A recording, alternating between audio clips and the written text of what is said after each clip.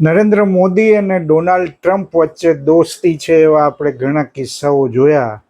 અને નરેન્દ્રભાઈને દિલ્હીમાં સરકારમાં એમની સરકારને 11 વર્ષ થયા અને લગભગ એટલી જ વારે અમેરિકા ગયા છે. ટ્રમ્પ માટે પ્રચાર પણ કર્યો હતો પહેલી ટર્મ માટે, અબકી બાર ટ્રમ્પ સરકાર. અને અમદાવાદમાં પણ સરસ મજાનો કાર્યક્રમ નમસ્તે ટ્રમ્પ થયો હતો. પણ આજે બંનેની દોસ્તીમાં ખટાશ આવી છે અને ટ્રમ્પે 25% ટેરિફ તો નાખવાની જાહેરાત કરી દીધી છે, પણ સાથોસાથ ભારતને ડેડ ઇકોનોમી ગણાવ્યું.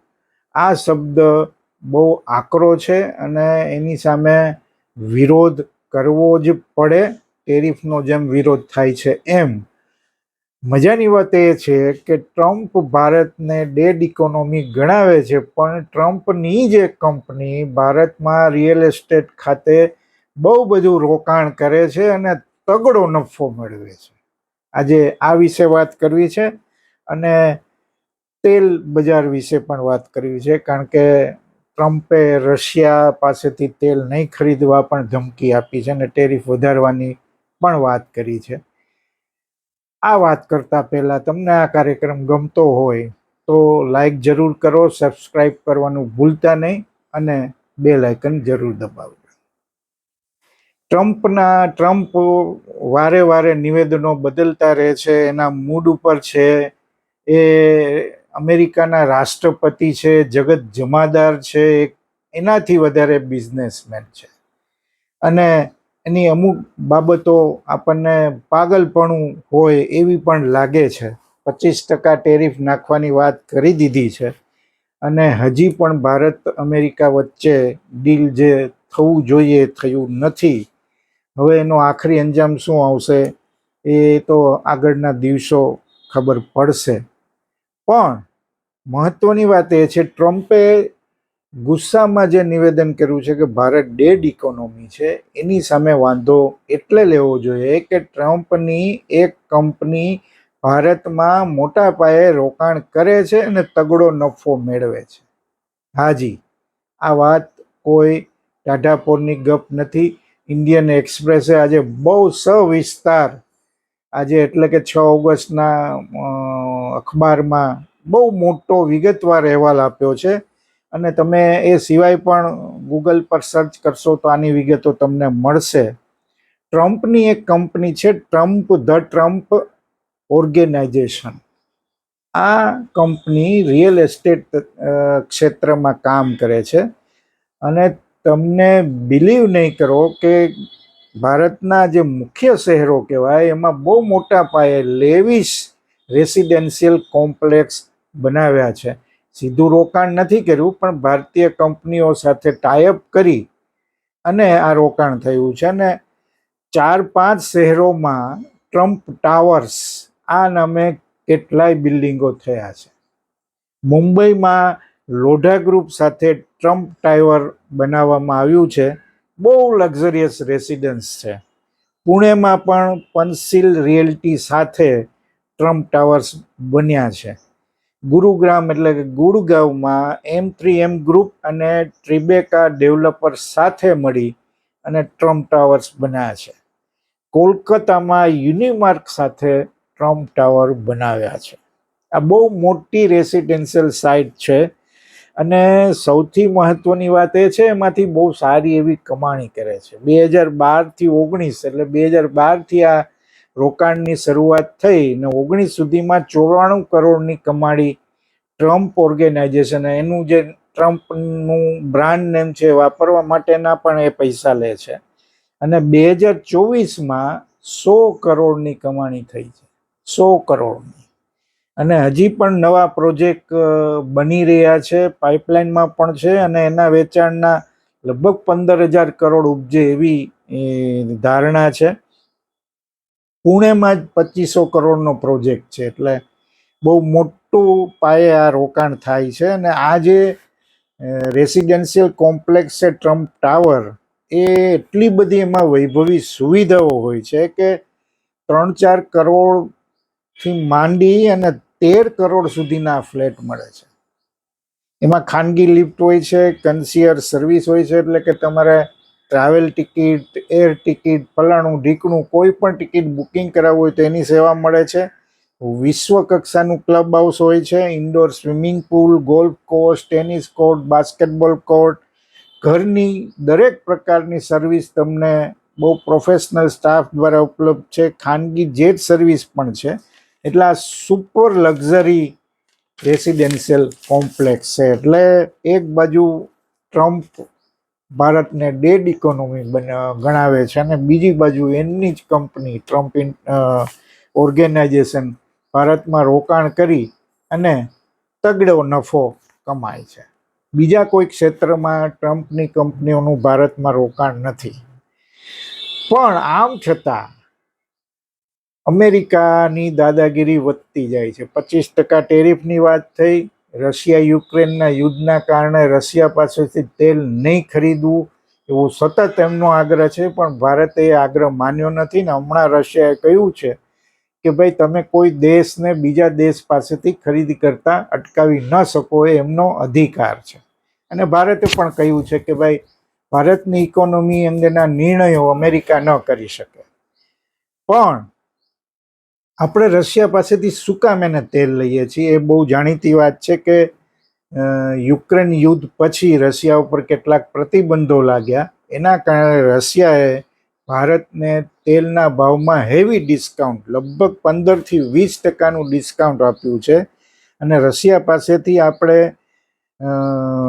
બહુ મોટા પાયે તેલની ખરીદી કરીએ છીએ. યુક્રેન યુદ્ધ પહેલા આપણી જે તેલની ખરીદી હતી એમાં રશિયાના તેલનો હિસ્સો માત્ર 0.2% હતો. યુદ્ધ પછી સસ્તો ભાવ થયો.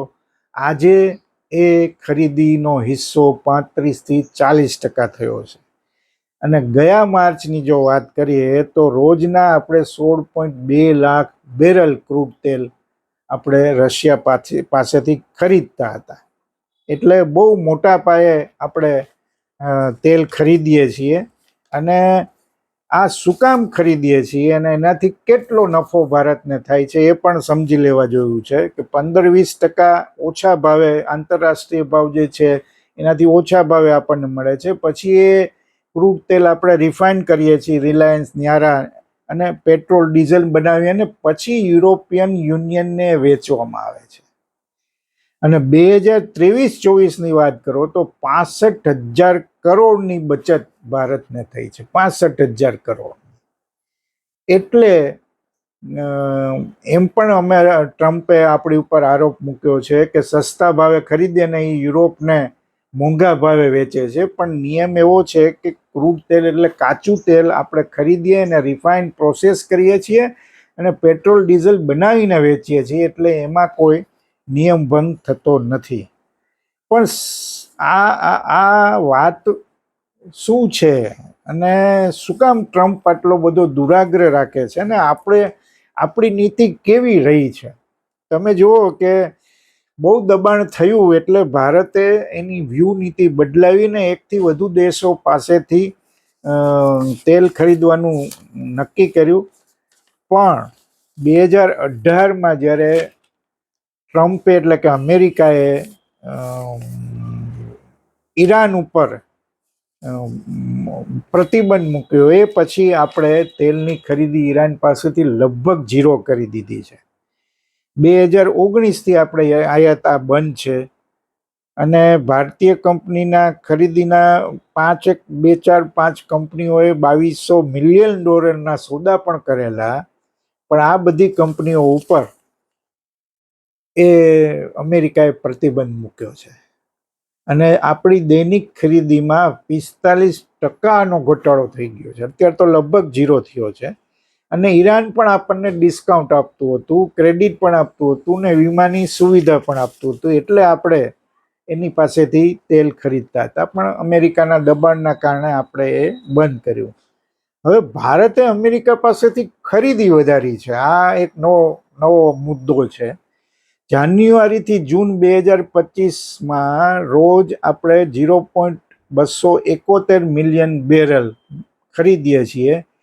એ અગાઉના આ જ સમયગાળાના કરતાં 51% વધુ છે. 51%. એપ્રિલથી જૂનની જો વાત કરીએ 2025ની, તો 114% ખરીદી વધી છે. ગયા વર્ષે અમેરિકા પાસેથી આપણે જે તેલ ખરીદતા હતા એનો હિસ્સો માત્ર 3% હતો, અને જુલાઈ 2025માં એ હિસ્સો વધીને 8%એ પહોંચ્યો છે. એલપીજી એલએનજી પણ આપણે આયાત કરીએ છીએ. અને સૌથી મહત્વની વાત કે રશિયા આપણને 15થી 20% સસ્તું તેલ આપે છે. એની સામે આપણે જે બચત પણ થઈ એની પણ આપણે વાત કરી. એની સામે અમેરિકા આપણને વૈશ્વિક ભાવે તેલ આપે છે. આ બહુ મહત્વનું છે. બીજું એમાં એક કારણ બીજું પણ મોંઘું પડવાનું છે, પરિવહન ખર્ચ પણ વધારે છે. પણ અમેરિકાના દબાણના કારણે, અથવા તો તમે એવું કહી શકો કે ભારત એકથી વધારે દેશ પાસેથી તેલ ખરીદી એટલે અમેરિકા પાસેથી પણ ખરીદે છે. પણ આ છેલ્લા થોડા સમયમાં જે પ્રમાણ વધ્યું છે એ તમે એમ પણ એનો અર્થ ઘટાડી શકો કે અમેરિકા સાથે પણ સારા સંબંધો રહે અને રશિયા પાસેથી આપણને જે સસ્તું તેલ છે એ પણ બંધ ન થાય. એટલે બે રીતે ભારત આગળ વધી રહ્યું છે. આ બહુ મહત્વનું છે. અને મજાની વાત એ છે કે આપણને શિખામણ આપે છે કે રશિયા પાસેથી તેલ બંધ કરો, કારણ કે એ પૈસા છે યુક્રેનના યુદ્ધમાં વપરાય છે અને ભારત એવી રીતે રશિયાને મદદ કરે છે. પણ અમેરિકા રશિયા પાસેથી ખરીદી કરે છે, તેલ નથી ખરીદતું, બીજી ખરીદી કરે છે. એનું શું? હા, એ યુદ્ધ શરૂ થયા પછી ખરીદીના પ્રમાણમાં ઘટાડો થયો છે એ વાત સાચી. પણ તમે આંકડાકીય રીતે વાત કરીએ તો 2024માં બંને દેશનો કુલ વેપાર 29,000 કરોડ હતો. એ 2023ની સરખામણીએ, એટલે કે આગલા વર્ષની સરખામણીએ 25% ઓછો છે. આયાતની જો વાત કરીએ તો રશિયા પાસેથી અમેરિકા ખનિજ, ધાતુ, ખાતર, કેમિકલ્સ, યુરેનિયમ, પેલેડિયમ આવી બધી વસ્તુઓ કરે છે ખરીદી, અને એનું પ્રમાણ છે એ ગયા વર્ષ કરતાં 34% ઘટ્યું છે. અને આ કુલ આયાત છે એ 25,000 કરોડની છે. એની સામે એણે નિકાસ 4400 કરોડની આ વર્ષમાં કરી હતી. એટલે એણે બંધ નથી કરી રશિયા સાથે, પૂર્ણ વેપાર બંધ નથી કર્યો. એ પણ આપણે સમજી લેવા જેવું છે. એટલે આ રીતે ટ્રમ્પ છે એ બેધારી નીતિ, તમારી માટે એક નીતિ ને પોતા માટે બીજી નીતિ, એવું પણ થાય છે. માની લો કે તમે ઇઝરાયલની આપણે વાત કરીએ તો ઇઝરાયલે હમાસ ઉપર હુમલાઓ કર્યા અને ગાઝામાં જે સ્થિતિ છે, હજારો લોકો બેઘર તો થયા જ છે, રાહત કેમ્પમાં તો રહે છે, પણ ખાવાના ફાંફા છે. આમ છતાં અમેરિકાએ ઇઝરાયલ પાસેથી ઇઝરાયલ સાથેનો વેપાર બંધ કર્યો નથી. એનું કારણ અમેરિકા એવું કહે છે કે હમાસે જે હુમલાઓ કર્યા એના પોતાના રક્ષણ માટે ઇઝરાયલે સામો હુમલો કર્યો છે, એટલે એ ઇઝરાયલ સાથે વેપાર બંધ કરતો નથી. બંને વચ્ચે યુદ્ધ ન થાય, યુદ્ધ વિરામ થાય એ માટેના બધા પ્રયત્નો ચાલે છે ને લગભગ એ સમાધાન થવાની તૈયારીમાં હતું, પણ હજી યુદ્ધ અટક્યું નથી. યુક્રેન રશિયાનું યુદ્ધ 3 વર્ષથી વધુ સમયથી ચાલે છે અને રશિયાના હુમલા વધતા જાય છે. ત્યાં ટ્રમ્પનું કોઈ ઉપજણ નથી, પણ એ બીજા દેશો ઉપર સતત દબાણ કરે છે. ટેરિફ વોર હજી ચાલુ છે. પણ જે ટ્રમ્પે ભારતની ઇકોનોમીને નીચી ગણાવી, ડેડ ઇકોનોમી ગણાવી, ત્યાં જ એમની પોતાની કંપની રિયલ એસ્ટેટમાં રોકાણ કરે છે, નફો કરે છે. આ પણ એટલી જ વાત સમજી લેવા જેવી છે. હવે મુદ્દો એ છે કે 25% ટેરિફની વાત કર્યા પછી રશિયા સાથે તેલની ખરીદી બંધ નહીં કરે તો વધુ ટેરિફ નાખવાની ધમકી આપ્યા પછી ભારત કઈ રીતે આગળ વધે છે, અમેરિકા ઉપરની આપણી ડિપેન્ડન્સી કેટલી રહે છે, 25% ટેરિફ ચાલુ રહે તો ભારત કેવા પગલાં લે છે, એના ઉપર આખા જગતની નજર છે. રશિયાએ કીધું કે આના રસ્તાઓ છે, બ્રિક્સ જેવો રસ્તો પણ છે. હવે આખી આંતરરાષ્ટ્રીય રાજનીતિમાં કેટલાક વળાંકો આવે એવી સ્થિતિએ આપણે પહોંચ્યા છીએ. પણ ટ્રમ્પની બે મોઢાળી નીતિઓ છે એની સામે હવે અમેરિકામાંથી પણ વિરોધ થઈ રહ્યો છે. ભારત પોતાનું હિત જાળવીને કઈ રીતે આગળ વધે છે એના ઉપર બધાની નજર છે. આભાર. ફરીથી મળીશું.